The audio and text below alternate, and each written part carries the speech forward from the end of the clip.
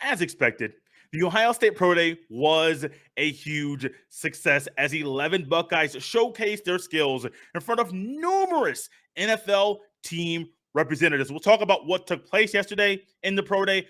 There were a few players that stood out and really made eye-popping plays. And there was one young man that made himself some money. All that and more right here on Locked On Buckeyes. You are Locked On Buckeyes, your daily podcast on the Ohio State Buckeyes. Part of the Locked On Podcast Network, your team every day.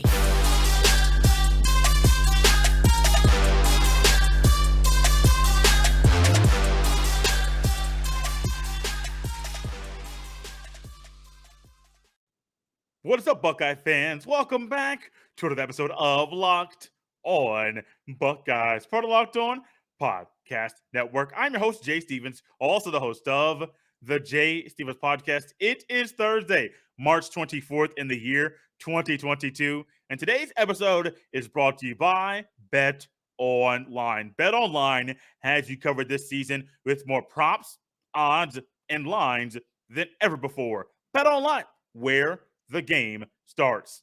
The Ohio State Pro Day is always one of those events that when the date of the Pro Day is announced, everyone circles it, has it highlighted. The coaches, the scouts, the people that are representing all 32 teams in the NFL, they know, hey, we got to be here on this day at this time. We don't have to be anywhere else. I understand Ball State has their Pro Day at the same time on the same day. Ohio State's is more important. And it's going to be like that every single year. Ohio State is a place that breeds and grooms future NFL talent year in and year out. It's doing it under Ryan Day, did it under Urban Meyer, did it under Jim Tressel, and even before that, decades and decades previous before that, Ohio State is a place that breeds and grooms future NFL talent. And that's no different this year. From Chris Olave and Garrett Wilson, who are looked to be and thought to be potential first-round draft picks. Garrett Wilson, absolutely. Chris Olave keeps climbing up the charts. Two guys like Haskell Garrett, Antoine Jackson, Jeremy Ruckert, and even a guy who's mainly a special teamer in Chris Booker. These gentlemen are all trying to make more money. How do you make more money? Show up and show out at the Ohio State Pro Day, and that's exactly what happened. 11 Buckeyes took place in the Pro Day yesterday. The 11 athletes are Chris Booker, wide receiver, but mainly a special teamer, Haskell Garrett, Antoine Jackson, DeMario McCall, who did some offensive and defensive things at the Pro Day. We'll discuss why in the very next segment. Thayer Munford, Chris Olave, Nicholas Petit-Frere. Jeremy Ruckert did not participate. He showed up in a walking boot. He did get his height measured, his weight measured, and he did 22 reps on the bench press. That's all he did at the Pro Day. Defensive end Tyreek Smith, running back Master Teague, who came in at 5 foot 11 inches and a quarter at 221 pounds. 5 foot 11 and a quarter is what I meant to say originally, and he went in at 221 pounds. And then last but not least, Mr. Garrett Wilson. All of these young men had the same mission in mind. Show up, show out, and make sure what we do on the field allows us to make more money a month from now. That's it. That's the only mission. Show up, show out, and make sure that what we do on the field today makes us more money a month from now. That's simple, easy task. You say, Jay, is it really that easy? Absolutely. I tell people all the time, I am a simple person. You give me a complex situation, I'm going to try to simplify it so that even your 5-year-old can understand what's going on. Now, maybe the explanation might not be able to be put in a way that a 5-year-old can understand. But I'll try my best to make it so simple that everybody, no matter what you are doing in life, your age, everybody can understand. Show up, show out. And these guys did that. It's amazing also that during the Pro Day, the people throwing the football is a former Buckeye that won a national championship, and then a guy that just won the Rose Bowl who's hoping to win a national championship next year, C.J. Stroud. Well, in this upcoming season, C.J. Stroud, quarterback at Ohio State currently, and former Buckeye quarterback Cardale Jones. Cardale, I don't know why every time I say his name, it goes back to Gus Johnson before he called the 2014 Big Ten Championship 59-0. So much fun to be in that arena, be in that stadium to watch that game. It was time after time after time again. Wisconsin didn't have an answer. But you know what there is an answer for? You know what the teams want when they get a Buckeye player on their team? Hey, man, it's 3rd and 8 on our own 42. Go get a first down. That's what they want. Hey, Master Teague, it's 3rd and 3 on their 23. Go get a first down. Move us into the red zone. That's what they want. And from what we witnessed yesterday in the Woody during the pro day, I do believe that the athletes at Ohio State showed some, even though we didn't get the playing time that we wanted, even though we didn't get as many touches as we wanted, maybe we weren't a bigger piece in the defensive line rotation. We can still get things done on the football field.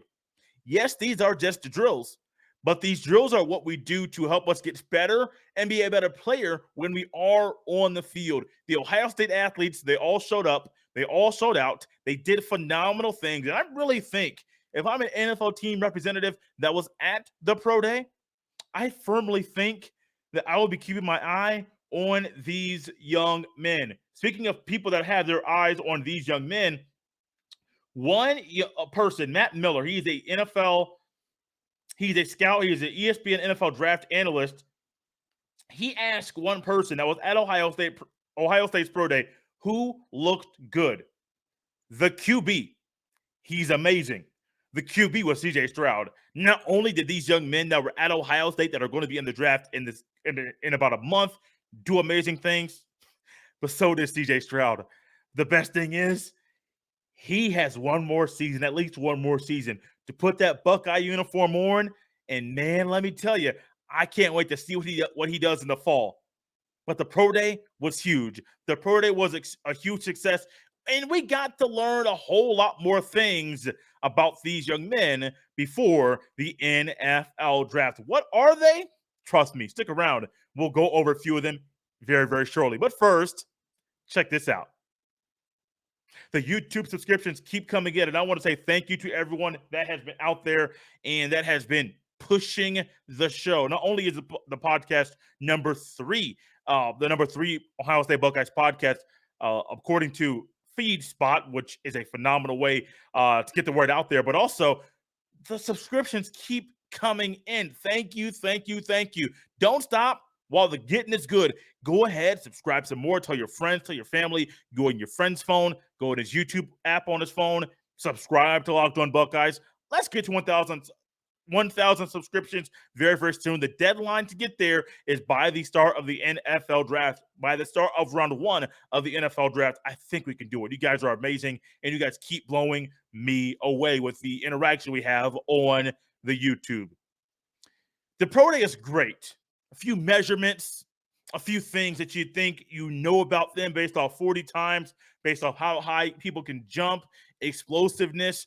But there were some on-field drills which showed me a lot, not only about the players, but also the coaches, as the coaches were the ones running each drill.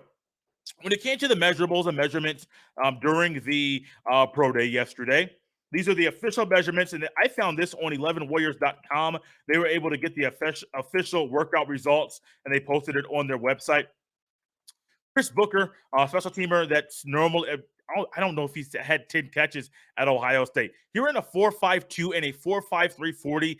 The consistency is what I like to see here. The consistency is something I do think the scouts and the coaches want to see. Is he going to run a 4.52 and then a 4.65 or 4.52 and a 4.41? Why was he slower on one than the other? What's the big deal? His vertical 36 inches, amazing, absolutely amazing. Broad jump 9 feet 9 inches. Haskell Garrett, height and weight about the same. Well, of course, height the weight 6'2". Weight is around the same, 300 pounds even. He did not do the 40. He didn't participate in the vertical, which his was 30.5 inches. And then he had a 9-foot broad jump. He did do 24 reps at 225 pounds on the bench press. Antoine Jackson, 6'2" and 1/8 inches, 298 pounds, ran a 5'1", 540. He only ran one time. You had the option to run twice. He only got one official time.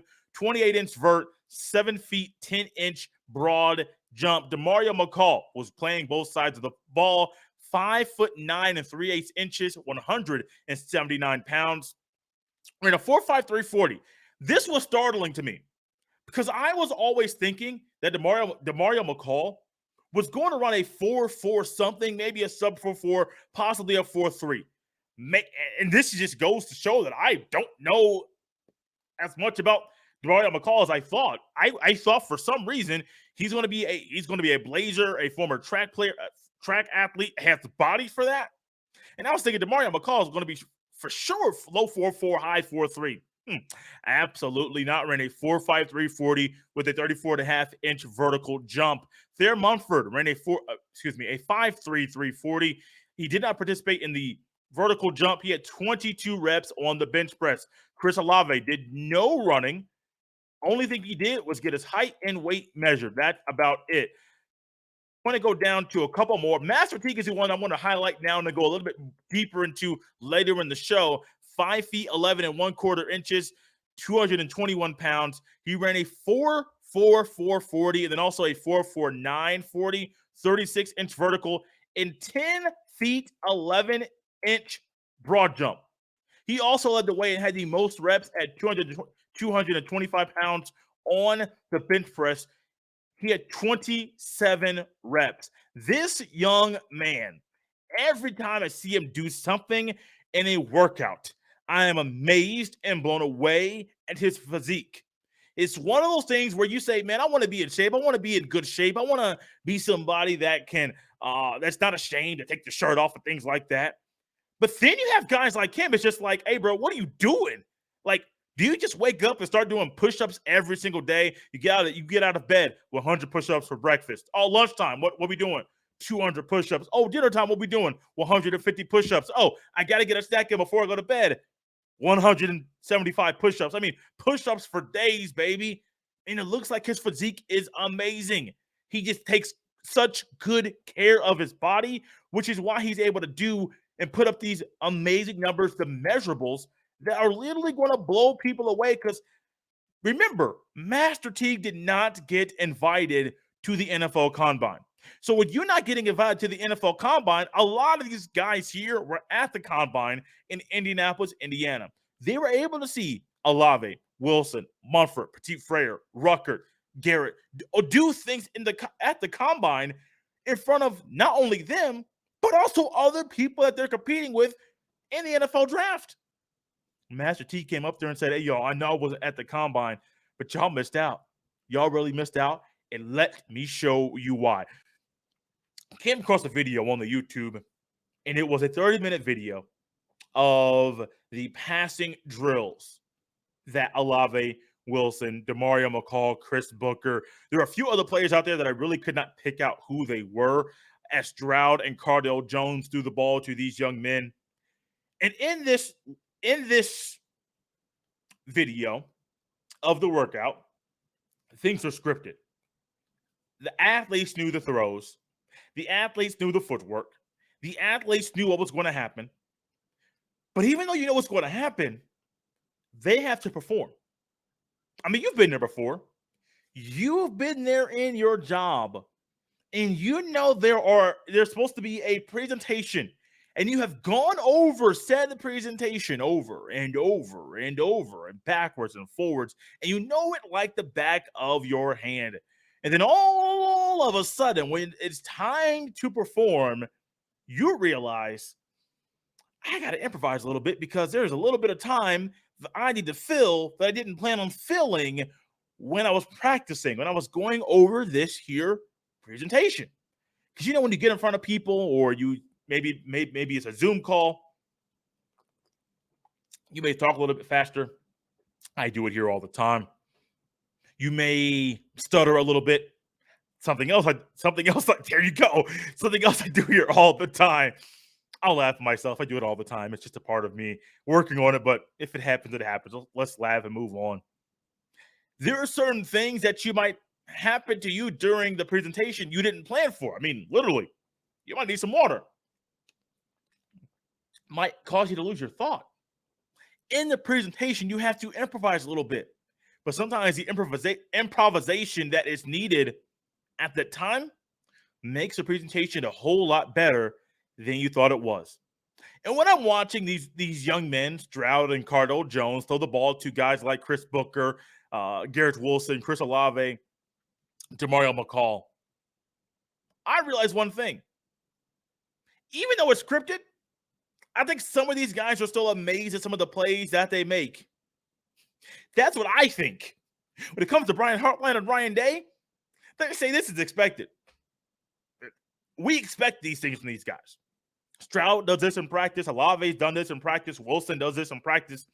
These are what we expect from them, which is quite scary for players in the NFL at the next level, because if they think that Ohio State athletes only do things in college, which they know it's not true with some athletes, some guys, some positions. If you're a quarterback, your track record at that position, not yours personally, but the track record for players that come out of Ohio State at that position is not really good. Now, granted, you got receivers, you got running backs, you have some offensive linemen, some D linemen, Chase Young, the Bosa twins, Bosa brothers. Yeah, sometimes you may think they're twins, they're not, they're brothers. But even though it's expected by the coaches, the people they're watching don't know that.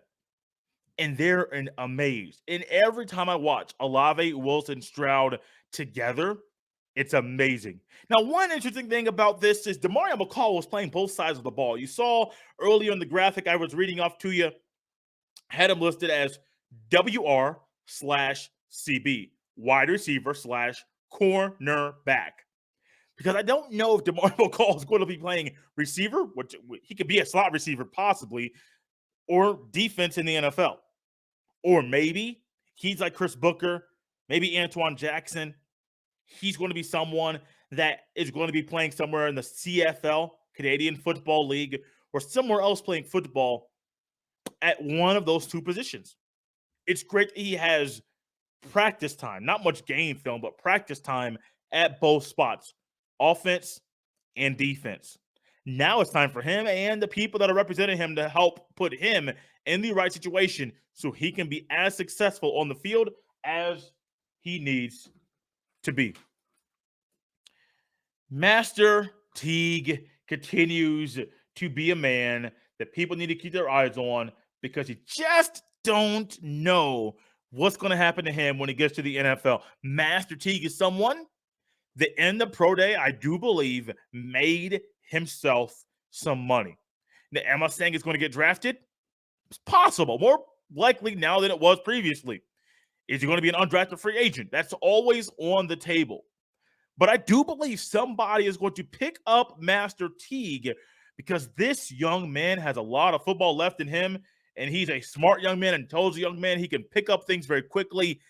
He has the right attitude you want for someone that had the career at Ohio State that he had. I think one year he had 750 or 775 rushing yards when he was backing up J.K. Dobbins.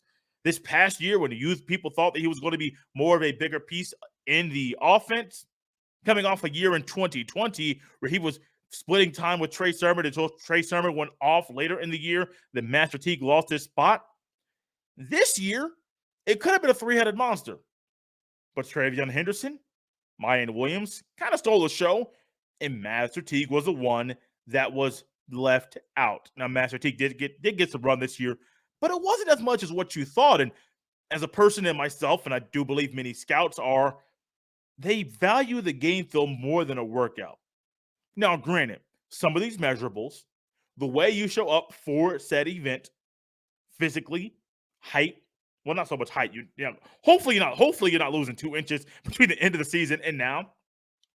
But your weight, your 40 time, how you're doing in these drills, how you show up for this is still huge as well. But this doesn't erase the game film. Master Teague's game film, a lot of the time he was doing some good things on the field.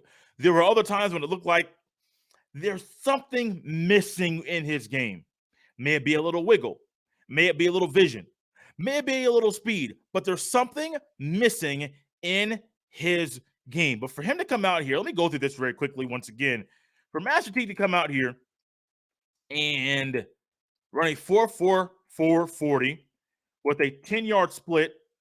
Let me get this correct. Yep. A 10-yard split of 1.54, a 20-yard split of 2.59, 36-inch vertical, 10 feet, 11-inch broad jump, 27 reps on the bench press, a 3-cone drill of 6.95, and a 20-yard shuttle of 4.29. Those are some of the faster times that Ohio State has here.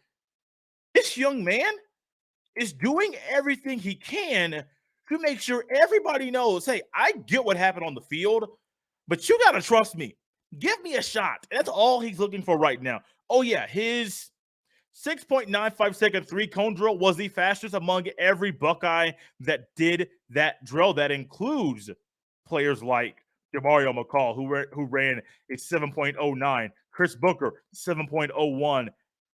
The heaviest, gentlemen, of all the guys that I just mentioned is Master Teague, and he ran that 6.95 3-cone drill. He's moving, and I saw clips on the Twitter. He's moving. He looks good. He looks swift. He looks like Master Teague to me. He looks like who he is. And the best thing about this whole entire day for Mr. Teague is that he got the eyes of these young men, and we are human. We always talk about, what have you done for me lately? What have I seen lately? What have I heard lately? Because that is going to be a big factor in the decision that I make. Do I draft him? Do I pick him up in the undrafted free agent market? What do I do? Master Teague, phenomenal day, young man. Phenomenal workout. The Underwear Olympics 2.0 is always, always, always the pro day.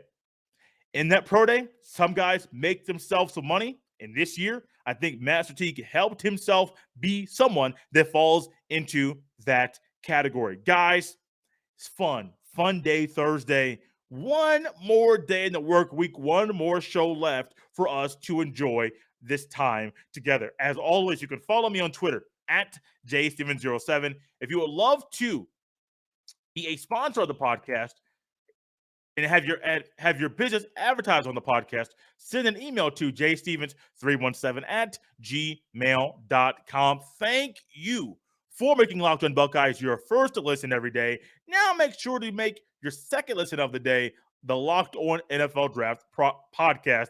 Ryan Tracy and former NFL defensive back Eric Crocker bring the NFL Draft to life every day with insight and analysis on college football prospects and NFL front offices. It's free and available wherever you get your fine podcast.